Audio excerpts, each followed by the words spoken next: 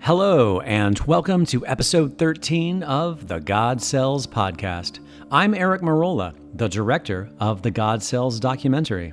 Today is a super exciting show. I speak to Vanya, a mother from Bulgaria who's been taking her young son to EmCell.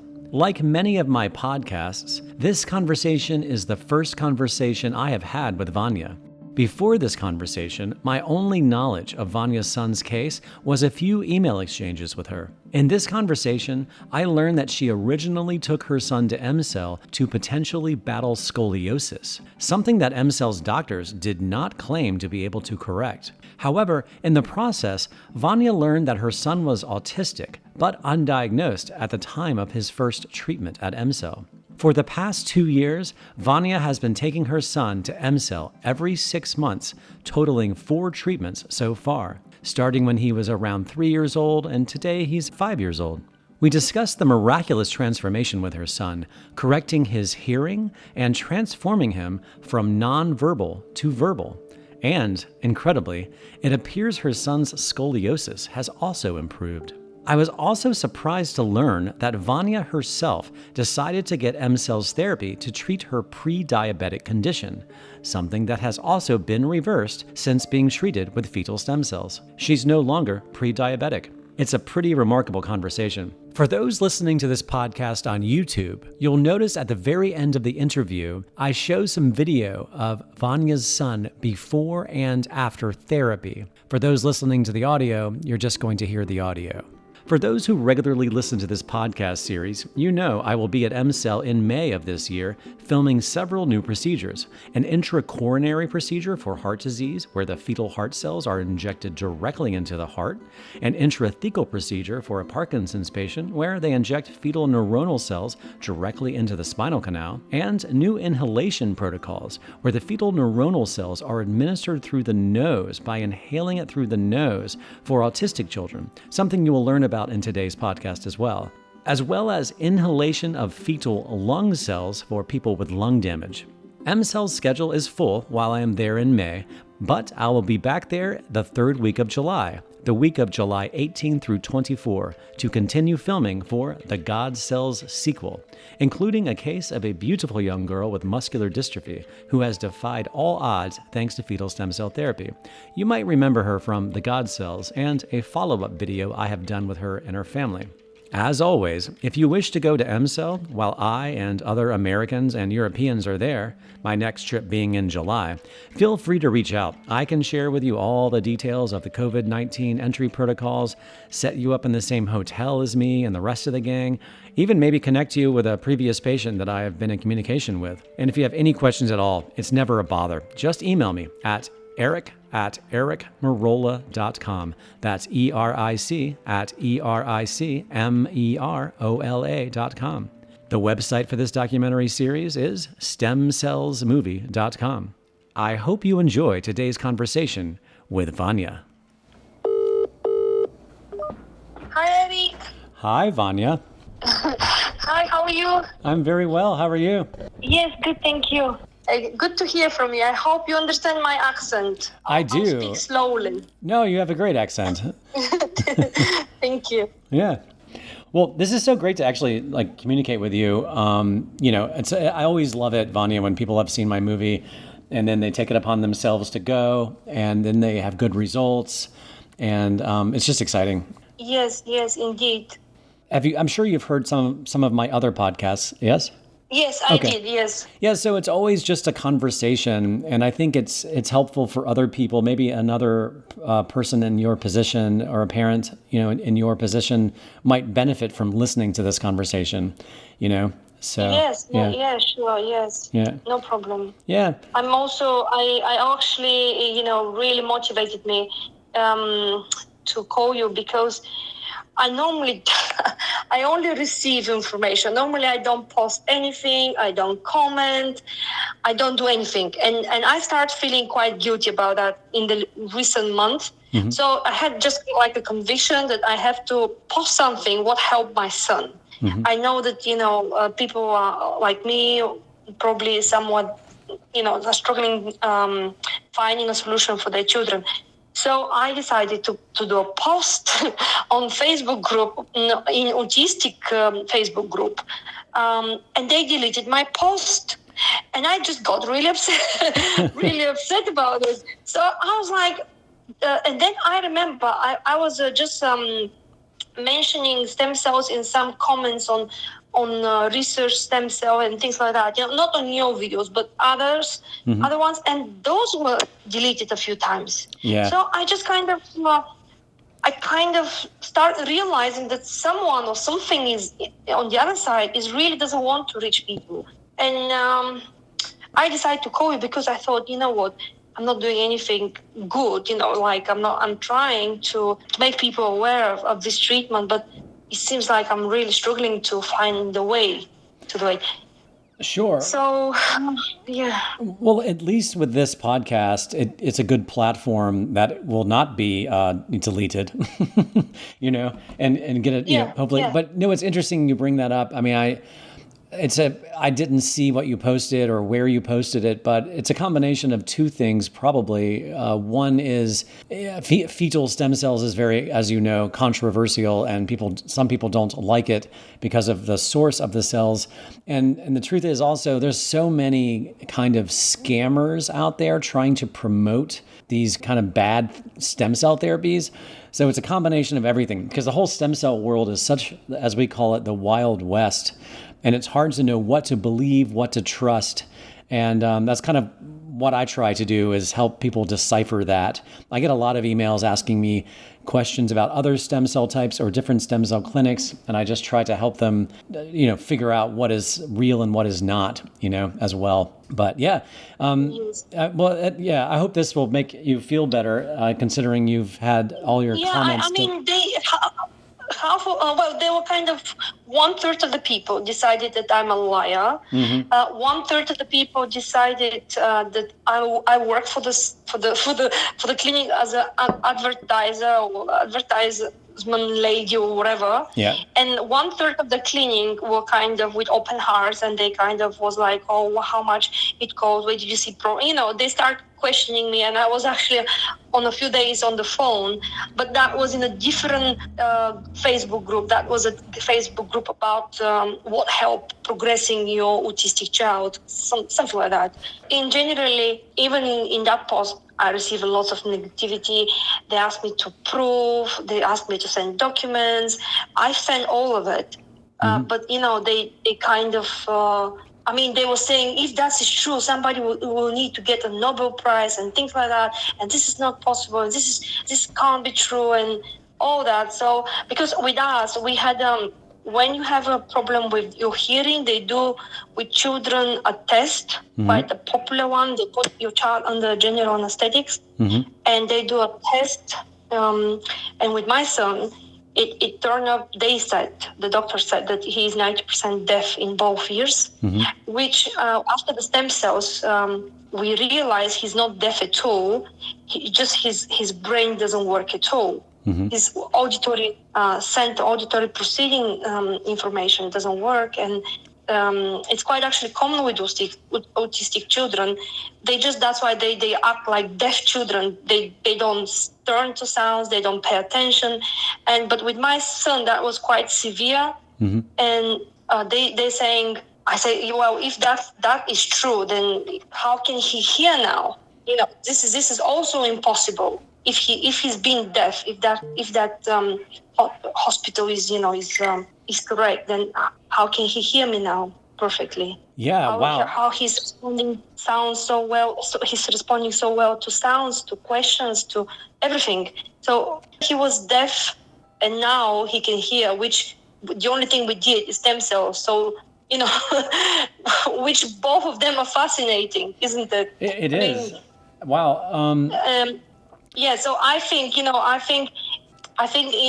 what is auditory proceeding disorder, if you type on Google, simply is a hearing problem, but basically the ears and the brain don't fully coordinate. It's like brain damage. You have the hearing thing, everything. You have the brain, but they just don't coordinate. They don't cooperate together.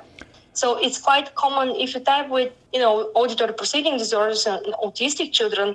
it will say that a lot of them have it actually, but maybe not that severe with my son. So how much of the hearing has come back? I would say probably 85-90%. Wow. So has he gone back for another one of those hearing tests to see the difference? I have to take him to UK. Okay. And because of the pandemic, I've been delaying that because of the travel restrictions, and I have to stay for too long in the UK, and I don't want to do that.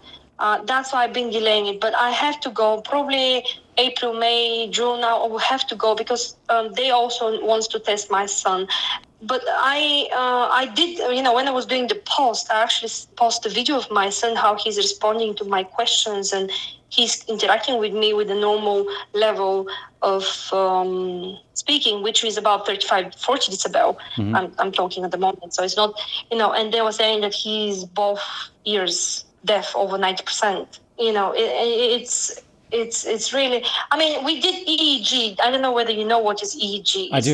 Yeah. EEG is, we did EEG after the first one we did in the last summer, and the other one we did it in January. And the EEG, both of them in the different centers, different hospitals, it shows brain damages in the auditory processing center and in the speech center. Okay. So my son was nonverbal until the first stem cell treatment. He couldn't talk. It doesn't matter how much you try. He was sometimes, very extremely rarely, would pronounce a few sounds, but he was quiet all the time. And now he speaks, but it's very hard. You can see that it's super hard for him. He has something like speech apraxia, which is quite severe disorder. Speech apraxia is a brain damage. The brain is not able to move your lips and tongues in the right way to say sounds. Right. So I was doing research on speech apraxia, or apraxia speech, and I was seeing that a video of a girl. She had her own cells in a bank, and for apraxia speech they would release those cells. I think it was a video from America, from Canada, one of it.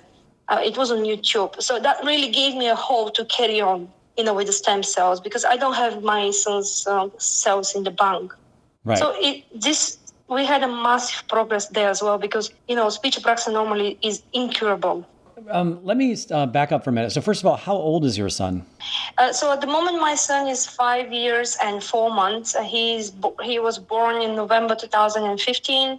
We could see there are a few things which were not quite right with him, but we couldn't we didn't do anything about it. So, for example, he didn't smile, or for example, it would be very difficult to catch his eyes, like eye contact, or he didn't do anything right, or like very interesting. Mm-hmm. But we kind of thought, okay, this is our third boy. They're all different so far.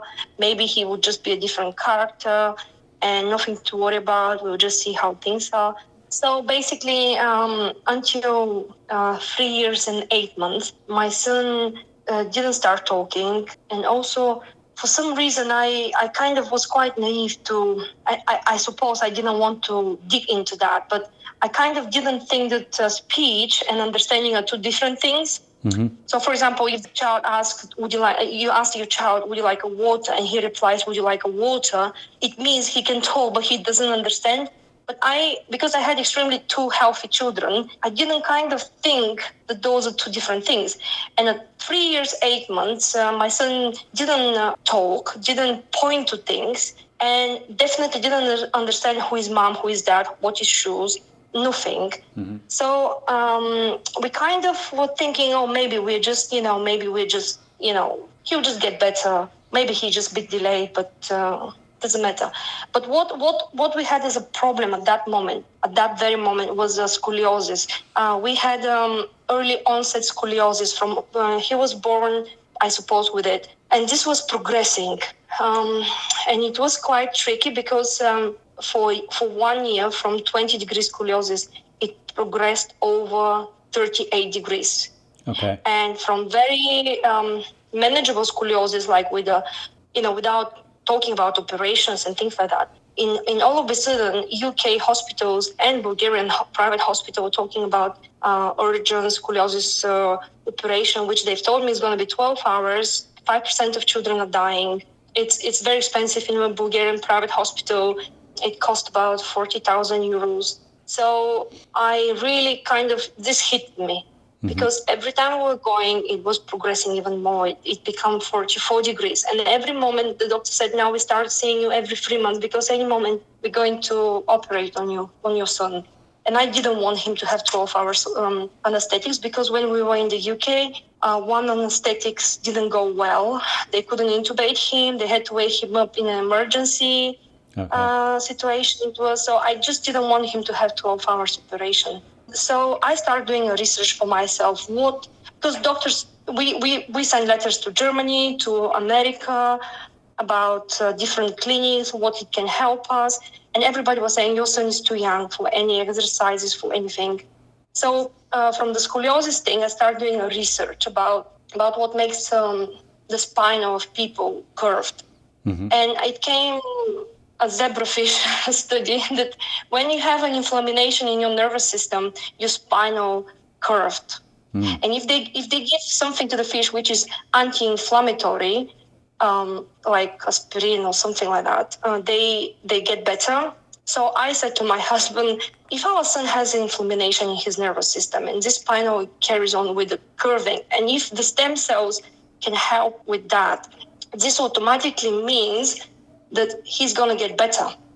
So I sent an email to my scoliosis surgeon, like with all that studies and that thought. And he said, great, if you have the money, go ahead. It's going to be quite interesting, to see what's going to happen. And I just that was for me, yes, go ahead. So I had a friend of mine from the UK. She was my dentist in the city where we're living, who was going before that to MCEL for her autistic son. At that moment, we didn't have a diagnosis of autism. We just we were seeing all the marks, but we didn't have the diagnosis yet. So she just encouraged me as well, just go, and your movies encouraged me like, yes, just go. And my husband wasn't very convinced that we have to spend all that money on a treatment, which might work, might not. And definitely MCEL doctor said that with scoliosis, they can't help me. But I just decided to give it a try. Right. So we went in August 2019. That was when my son was 3 years and 8 months.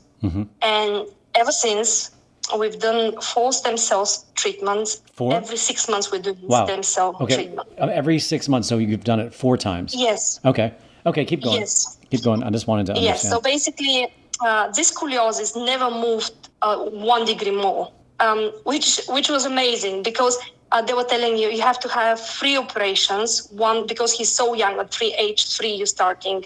The rods which you're putting in the spinal, the magnet rods, they're not going to be long enough. So you have to have a middle operation at around 9 years old. And then you have to have another one when he's a teenager. So all those 3 different operations, each costing 40,000 euros, each at 12 hours anesthetics. So I was so pleased about the scoliosis. And then I said to the MCEL doctors, they said, is there anything else you're noticing with your son? And I said, yes, there are a few things. I think he's a bit delayed. He just doing that or that. And looking back, I was just so naive, like so hopeful that he just all of a sudden will get better. But that's what I said to them. I said, he doesn't have a speech yet. He doesn't understand much. So if you can treat him for developmental delays or something like that, that would be great. And what tend to happen, our son didn't allow us to touch him or to hug him. So this was always a big problem when we're traveling, because I have to hug him sometimes in the airplanes or on the airports. We were traveling quite a lot between Bulgaria and the UK, like every month. So that was, we have to sleep sometimes in one bed, and that was impossible with him. He just wouldn't allow us to touch him.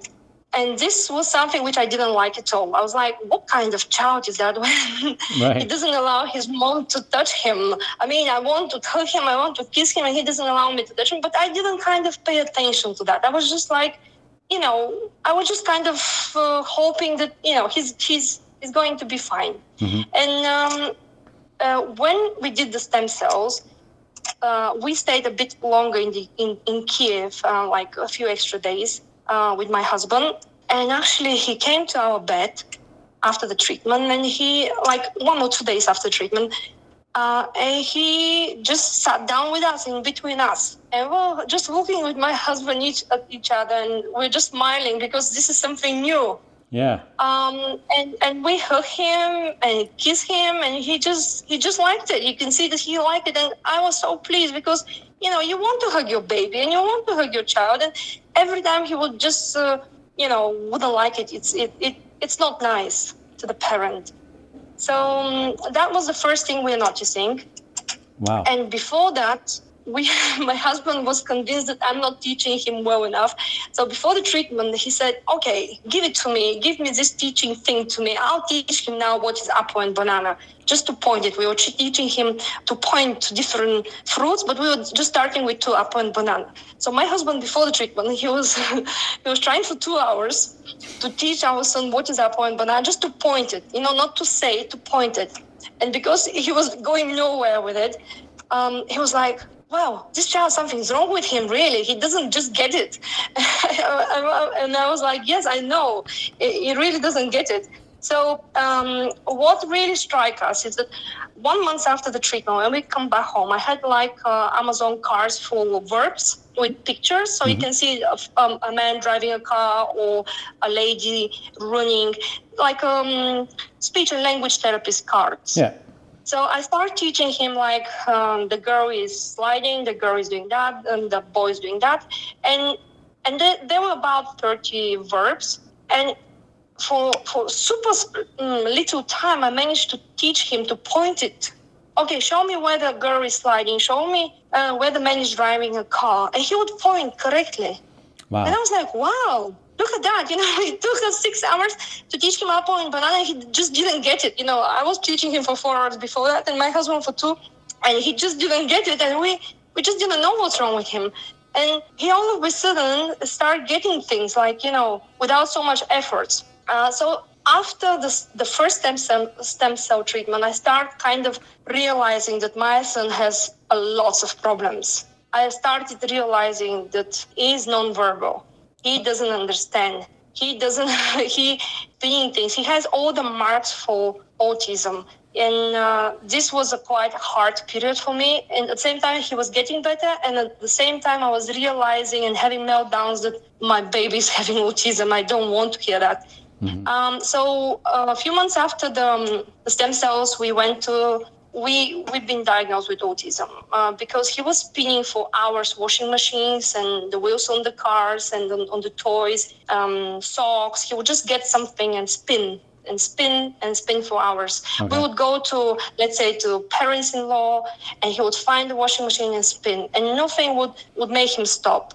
So he just didn't have eye contact. He would go hysteric when any animals approach him, like a cat or dog. So all those things, just start making sense why, he's reacting like that. So after the first stem cells treatment, he started pointing things. Like if he wanted water, he would point to the water. If he wanted, let's say, bread, he would point to the bread. But he wasn't saying anything yet. 3 months after the first stem cell, he said his first word. Wow. Well, like spontaneous word. And that was, we were in the supermarket and he'd seen nappies with a baby on it. And he said baby. Wow. Baby. He just told me baby. And I was like, what? And I started shaking him like, say it again. Am I going mad? Did you say anything? And I started, just say it again. And he said, baby. I was like, that's right, that's baby, yes, that's right, good boy, great, you're doing great, amazing. And I just walked like a crazy in the supermarket because they just didn't realize my boy is 4 and I've never heard him talking, nothing. And that really, I just celebrate that one word. Yeah. Spontaneous word. And then England, Neurodisability Clinic in England sent me a letter to come. I went with him. My husband went actually, and they said yes, he has the marks for for the spectre, for the autistic spectre, but they have to do more risk. They have to see him more often. And we agree with them. So for the 6 months appointment was made, but then the pandemic started and we had to just keep on the phone. And anyway, but basically the potty training was another big problem because he wouldn't get the idea what to do in the toilet. We were trying from age 1 to do potty training and just we were not successful at all. And 4 months after the stem cell, we managed to teach him. And that was a great thing. That was super. Wow. So that was a big thing for me because I really, wanted to teach him that. And then slowly, I asked the clinic, I insisted the clinic, I said, we're seeing such good results. Can I come every month? I want to come every month. And they said, no, you can't come every month. You have to keep coming every 9 or 12 months if you want to. And I just wanted to come earlier. And Sure. I asked them in December, can I come earlier? And they said, look, the earliest you can come is 6 months. If you agree with that, not earlier than that. I said, that's fine. Even 6 months is good. So the spinning of things was reduced. It didn't stop, but was reduced significantly. Like before that, he would spin for hours, and now it would be like 20 minutes or 25 minutes or something like that. And then the second stem cell treatment was in February 2020. Mm-hmm. I went on my own and we did it. And then I've seen the same things happening. He was getting more things. He learned more things. He was getting better eye contact. You could put extra pressure on him to teach or to pronounce sounds. He starts saying a few more words. He couldn't say even three letters word. He's trying and he can't turn around his lips to say it the correct way. Or words like oppa, like accidentally when you step on something and you say oppa. Something oppa, yeah, but he wasn't able. He's trying and trying, he can't. And he even sometimes would cry, because he's really trying and he can't say it. I started doing a research on Apraxia of speech, and it did show that stem cells can help with that, which normally is incurable. It's quite a hard disease to have. After the stem cells, the second one, we start seeing that he's responding even more and more to sounds, to his name, to music, to whatever he was around his we would say, point to your ear, point to your head, and he would do it. Point to your shoes, and he would do it. He would respond to commandments, to simple commandments. Bring your shoes, and he would do it without hearing aids, without anything like that. And we were really happy, and we've really started realizing that he's not deaf. What they've told us is not true. It's probably something in his brain doesn't work.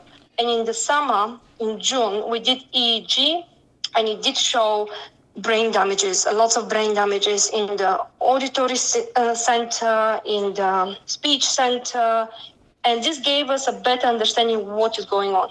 So I went for another stem cell treatment in August 2020, where he carried on with the progress. And now I went for another one in February 2021. While in January, I did another EEG, but with a modern technology. Because in the summer, that was a bit older technology in that clinic. But on the January one, it was much better picture. You could see literally which centers are not working well or how well they're working. Okay. So that was a better EEG, and we had to wait for that EEG for 7 months. That's why I didn't do it earlier, because you have to wait a long time for that clinic. I know EEG in USA cost about $1,000, but in Bulgaria it cost about $50, so it's not really expensive. Right. I sent an email to MCell and I said, look, those are the pictures. This is going on. I'm really upset. I can't believe how much brain damages he has. And they said, don't worry. We do another stem cell treatment through the nose. Yeah. We started this treatment just recently, and when you come in February, you can have it. This is the neurological. Yep. Neuronal, thank you. Yep. Neuronal stem cells, and it can help you the child's brain. And I was so pleased. I mean, I don't know what I was going to do without them. So basically, I went to the center. I did the stem cells last month. We're still seeing the progress, obviously, from that. But what I'm noticing is that the audio memory with my son is very affected. So, for example, if you tell him to repeat 358, he can't repeat it. He can only repeat two numbers, 35 or 58. He can remember that, but he can't repeat three numbers. And when we talk, with speech, you have to remember, let's say, the cat is behind the tree. So you have to remember how we talk. And that's why his progress is slowly, because it's not only the speech apraxia, it's also auditory proceeding disorder, and it's quite severe. So we're working very hard to help him. With regards to other treatments, I hardly have done anything else, to be honest. I do food supplements like omega-3, 6, 9, and vitamins and probiotics. I don't do much. I did a session of 20 oxygen chambers, 1 hour each day, 20 days in a row. And I did a bit of, in American English, I think it's called neurofeedback, where they stimulate the brain a little bit by putting a little bit of electricity. Right. I started doing that, but only a little bit. And I'm not fully convinced for myself that it's working. I know I've seen lots of good reviews, but I'm not fully convinced that, this is the way out for us, for my son. The reason is because, let's say on his left-hand side of the brain, of the head, there are lots of brain damages, but there are also lots of centers which are overworking. So if I'm trying to stimulate the brain on the left-hand side, then I might stimulate also those other areas too much. So it's a very big topic as well, so I don't want to go into details, but basically I hardly have done anything else except the stem cells. Right. No medications. One of the reasons they seem to have such good results with children who are diagnosed with autism is specifically the neuronal cells, because fetal stem cells is the only stem cell type where you're getting actual true brain or true neuronal cells. And so when they incorporated the inhalation, it's the same cells that they inject for as far as the neuronal side. But so when they inject the neuronal cells, at least in the adult, they put it like in the fat around the belly. Where did they inject those cells in your son, the neuronal cells? Do you remember? Yes, as you said, they injected in the stomach, but they also, the last time, they also did 2 milliliters of them through the nose. Right. What's interesting about the new nose therapy is that when they inject it in the stomach, like in the fat around the stomach, it's a slower release by the time they find the brain. But through the nose, it's a fast release into the brain. So you're getting sort of two ways of delivery at the same time.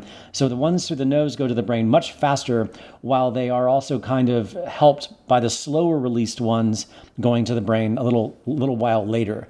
So anyway, and because the most autistic children are children, they're young, they're developing, and the younger the child is, the better results they usually have for autism, because of the developing brain is still in motion. It's remarkable. It's just really interesting. I'm so happy to hear that you got your son the inhalation method as well, because as soon as I heard about that, which was very recently, that I said, wow, that is amazing. And I'm going to film that with 2 different families in May when I'm there. There's 2 autistic children I've been following since 2019 that I'm going to film that process as well. Okay, since the last therapy in February, it's not been very long. It's only been about a month or so. Have you noticed any dramatic improvements, or is it just similar? Like it's just... Every time after each stem cell treatment, what I'm noticing straight away, and the therapist who works with my son, he's much calmer. And he can sit down for longer, and you can put more pressure on him to repeat or to learn or to teach him. He just sits down and he's obedient. Like otherwise he is not normally hyperactive, but he has that thing where he can't, like if he's reading a book with him, he would skip pages, like he's rushing too much into to finish it, or he would just go, let's say, from one toy to the other, and he wouldn't be able to focus on one thing for longer. And that was a big problem when you work with him, because he would sometimes, therapists would tell me, we switch 100 things today and he's not happy, and they said, we're not playing anymore like that, we just stick with one thing and do it. And when they were doing that, he would start biting them. He would become aggressive with them. And actually, some of them, even though they're paid specialists, they're private specialists, they said, we kind of giving up. We just don't want to be hurt anymore. Right. And that stopped. That stopped after, when we did the third stem cell treatment, that stopped. Wow. He's not aggressive. He doesn't bite them anymore. He's not scratching them. He's not aggressive anymore. Yeah.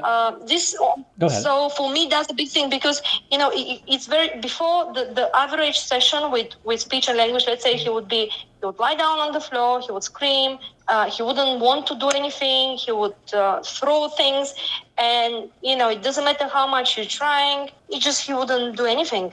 And the session will be finished, you have to pay the specialist, and you're leaving disappointed. And then next time, with new hopes, you're going, and it's the same thing, and he just didn't want to do it.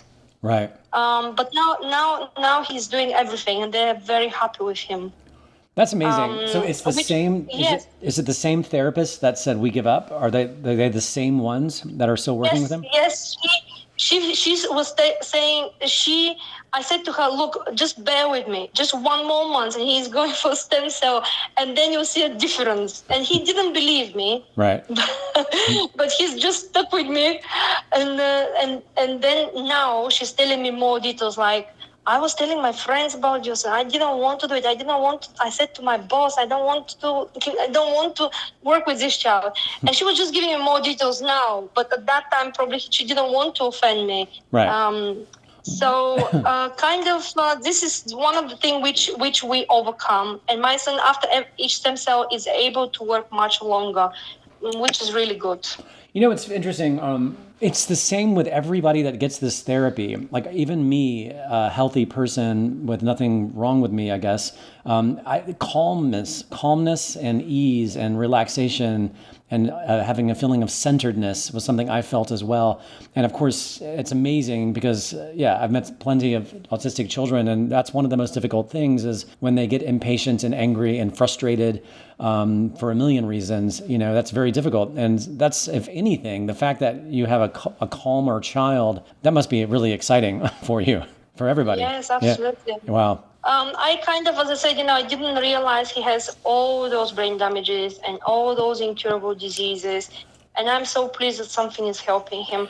I was also I forgot because there's so much going on, but also he wasn't, with food, he was very picky.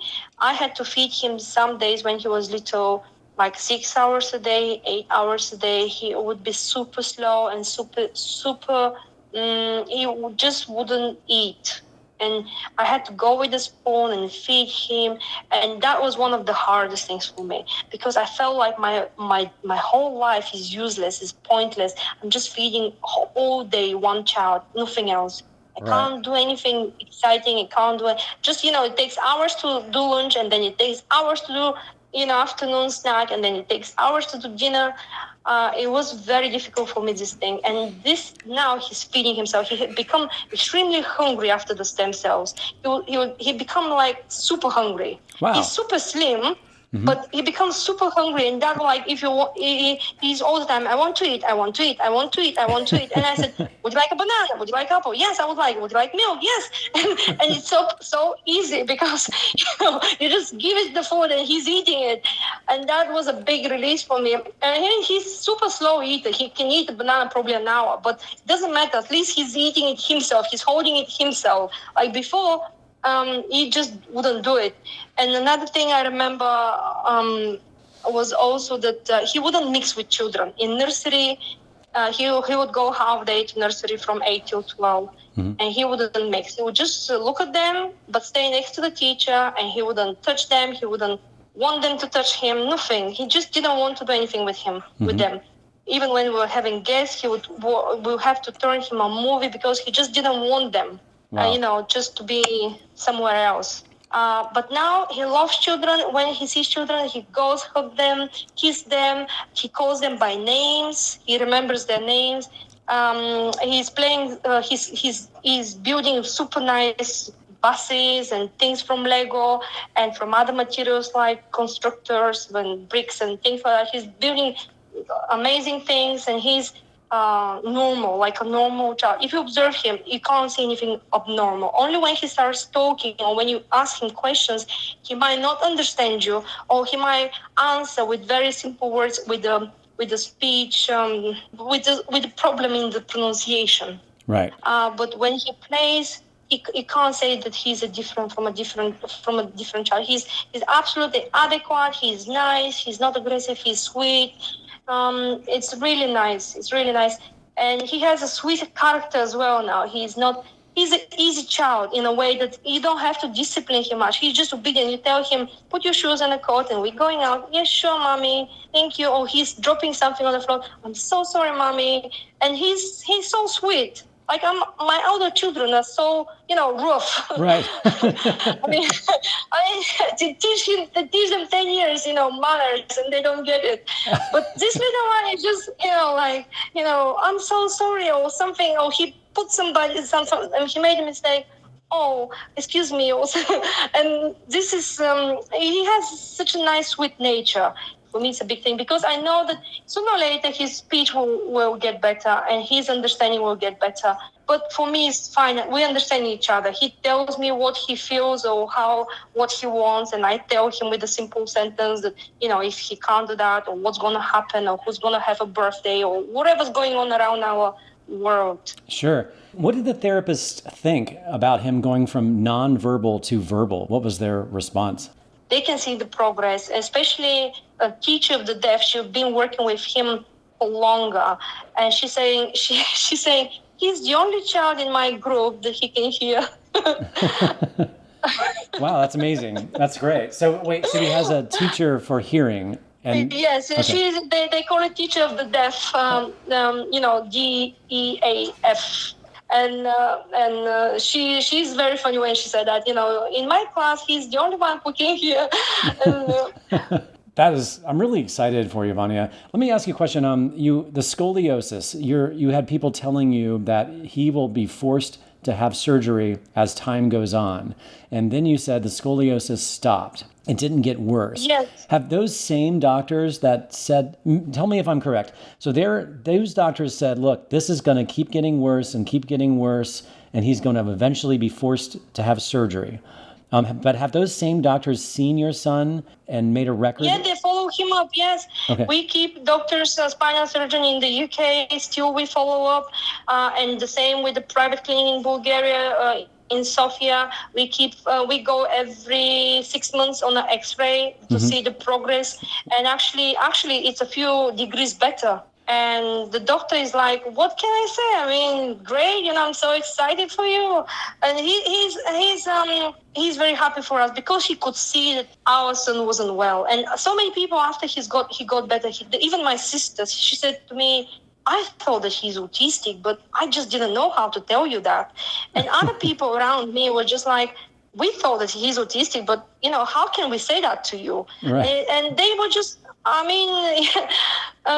so the doctor definitely seen something is not quite right with my son. I wasn't ready to admit it, I understand. My husband and I were we just were kind of hoping he's just getting, he's a bit delayed, but he'll be fine. And that's what we were all the time repeating. Well, the doctors for the scoliosis, I mean, did they say that they've ever seen someone like your child with such severe scoliosis getting worse every year to just stop like this, to stop getting worse and start to improve? The UK doctors are normally, British people generally, they're more reversed. Reserved. Yeah. Yes, they don't want to say something which is not in their area of expertise. Of course. So they put that in the report when we see each other, and we say we do this, we do that stem cell treatment with that, and they record that what I'm saying. They record everything what I say, but but they don't comment. And also he had to wear, in order to just to stay at those degrees, I forgot to mention that, he had to wear a brace. He had to wear 23 hours each day, a brace, in order to stay like that. Wow. In order not to heal the scoliosis, not to reduce the degrees, he just to stay as it is. And we tried. We got the best one brace from the UK. In Bulgaria, it cost about £500 to make it. In the UK, it's free. A specialist made it in the clinic, tailored, specifically for my son. And just we tried it, really tried it when he was 2 years old, 2.5, 3, and we couldn't do it because our son's skin would become like too soft after a few hours. Like you've been in the bath for long, and you know how your skin gets too soft, and then it will become wounded. You have to wait days before this heals, and as soon as you put it, you wait a few hours, and it becomes the same thing. Yeah. And we were telling them, it just didn't work for us. Especially he wasn't potty trained, and it was very difficult to change his nappy with the brace. And it was, in general, in Bulgaria in the summer, it's hot weather, 35 degrees. It was just very hard to wear such thing on a little child. Especially sensitive with like my son was. So the brace was to try to prevent the scoliosis from getting worse, correct? Just to win time. Basically, you're buying time, so they're not in total free surgeries. But he will be old enough, like at least 5 years old, so they can be 2 surgeries. Okay. Wow. So, and he's almost 6 years old now, yes? 5 years, 4 months. Okay. And his scoliosis actually, the degrees went down. That's really exciting. It got better. You know, you said you were there in February, and then 6 months later is around July, right? I think it's August. Okay. Well, I say this because the last week of July, I might be there again, and I'll probably stay into the beginning of August. We should stay in touch after this because we might end up there together. Okay. Another thing I was going to mention, that I also did 2 rounds of stem cell treatment. Oh, on yourself? For yourself? On myself, oh, yes. Great. In August 2019, when, the first time with my son, I said, I'm going to try it and see what's going to happen with me and whether this is false or, true. I was convinced it is true, but, if it's so good, then let me have it as well. Right. With my son, I really got kind of emotional about the whole thing. My blood sugar started raising, and I had to keep for years super low carb diet to keep my blood sugar to norms. This makes sense, in the highest range of the norm. Sure. So, but I couldn't afford to eat rice or potatoes or fruits or sweets or anything. It was a super strict diet, very restrictive, in order just to keep off medication. I don't want to be on medication. So when they said that when I was reading they have a cure for diabetes, I decided to give it a try because I just need myself in order to work and care for my family. Mm-hmm. It wasn't something, kind of luxury. It was more like, look, I screw up my health somehow. I just better invest it and, be able to work and, get on with the boys. So they considered you to be like pre-diabetic or pre-diabetes? Yes. Okay. If I, let's say, eat rice, just small portion of rice, next morning my blood sugar would be out of range. Okay. So in order to keep my blood sugar in range, I just have to keep super low carb diet. Okay. And that was getting super difficult over the years, especially in Bulgaria with all those fruits in the summer. That was just every day a temptation, just to have a banana or apple or watermelon or just melon or whatever, Mm-hmm. So I couldn't have any of that. So I went for that, and then after 1 year, I went for a second round. So last summer, basically, I went for a second round, and I actually now eat. For the last 1 year, I've been eating whatever I can think of, including cheesecakes and just biscuits and whatever, and ice creams. And and my blood sugar stays all the time in norms. Actually, I just need to stop because because I'm just getting, on the other hand, like, fruits and bread and rice and potatoes and chips and whatever rubbish I can think of, into my system. But I just eat it a lot, and it's kind of, I have to stop, I know, but I just kind of enjoy it a bit.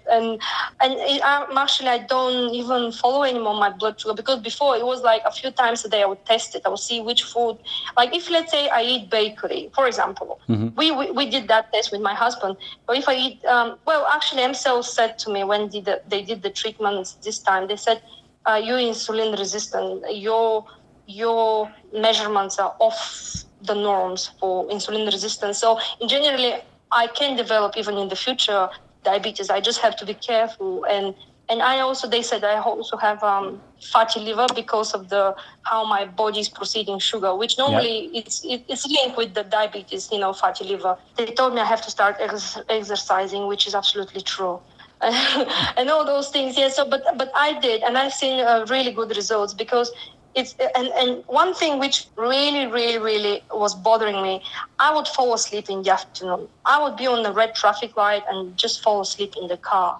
And I would just fall asleep anywhere. I would be on the bench waiting for a bus or something, and I would just fall asleep. And I had to rearrange my life just in the afternoon to have half an hour of sleep. I couldn't do it without that sleep. I don't know what was wrong with me. I just had to have that nap. That after the stem cells, I stopped doing that. I just carry on. Maybe once every few months I can have a nap for 10, 15 minutes, but it's not like, it's super rarely now rather than the norm.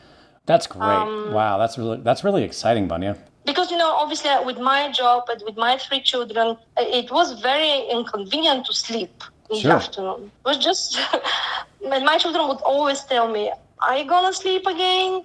That was a bit embarrassing. Well, that's exciting. Wow, I've always liked to meet people like yourself that not only you went there for one reason, that is your son. You had your own issues that you thought maybe they could help, and you did it yourself, and it did help. And here you are you've done it for yourself twice. The diabetes thing is so important, as you know. I mean, you were on your way to basically potentially being, full-fledged diabetic diagnosis. And this pushed everything back, where you went back to eating cheesecakes and pastries, right? And you're okay. That's really amazing, Vanya. Yes. That's really exciting. As you can see, just with your life, like, why is it so exciting for me as a journalist following this? And, you were talking earlier in our conversation about people thinking that you're lying, or how could this be? We would know about this. There would be Nobel Prizes. And that's just the reality. This is a very unknown therapy that has been around for decades that no one is aware of. And that's why I do these movies. That's why we're doing this podcast, is to hopefully help more and more people understand that this is there. And there's only one country on earth, that's Ukraine, where this is legal because of where they come from. And it's the only stem cell type on earth you can get neuronal or brain cells, your own cells or the umbilical cells. None of those cell therapies can give you brain cells as a therapy, except for this. And again, it explains a host of other reasons, why your son is improving, but the brain functioning is improving because of that.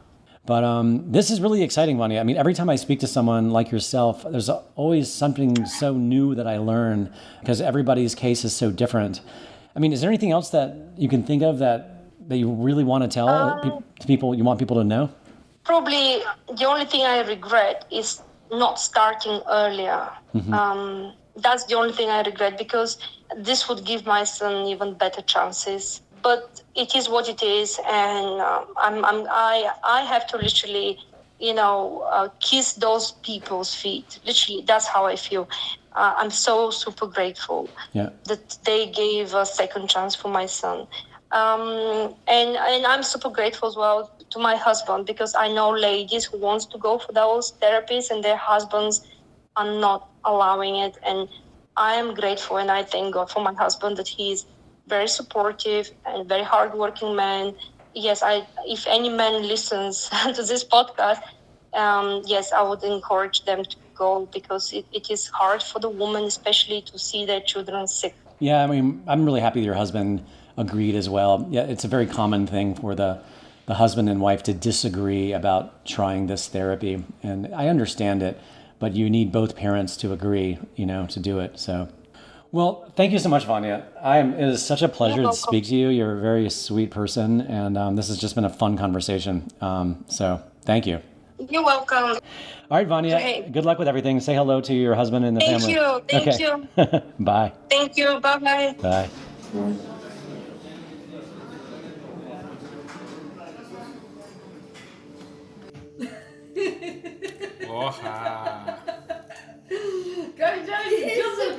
Браво, Роско! Гордея се с тебе!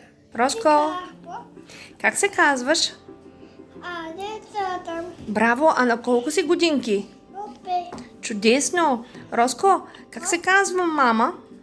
Мама Ваня. Браво, а тати?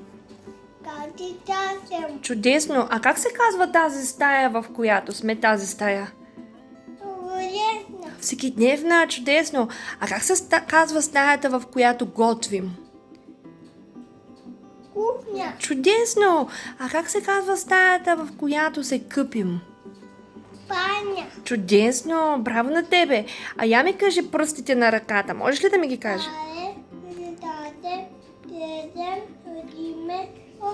Чудесно! Много добре! Ютия! Чудесно! А можеш ли да ми кажеш това как се казва? Чаша. Чаша! Добре! А това знаеш ли как се казва? Вилка. Вилица! Браво на тебе! А това знаеш ли как се казва? Мишка. Браво на тебе! А знаеш ли това как се казва? Чайк. Чайник! Браво! Супер! А я да видим. Тука камион, да. Роско, я ми обърни внимание. Я ми кажи как се казва твой дядо. Дядо Митко. Браво, дядо Митко. Искаш ли да кажеш довиждане? Не. Браво, благодаря ти. That's episode 13 of the God Cells podcast. What a story, right? If you are listening to this and are interested in going to M-Cell for therapy, I encourage you to go whenever is most convenient for you. But I always welcome others to join me while I am also there, my next trip being the third week of July 18 through 24. I will be making at least 2 more trips after the July trip to continue filming for the God Cells sequel. Email me anytime if you have any questions at eric@ericmerola.com. That's ERIC@ERICMEROLA.com. My website is also ericmerola.com. And the website for this documentary is stemcellsmovie.com. On both websites, you can sign up for my email newsletter, which will directly notify you about what I'm up to, including new podcasts. You can also follow these podcasts on iTunes, YouTube, SoundCloud, Facebook, Twitter, and Instagram. I'm also on social media, updating the world on my activities surrounding all of my documentaries. Until next time, I'm Eric Merola. Thank you for listening.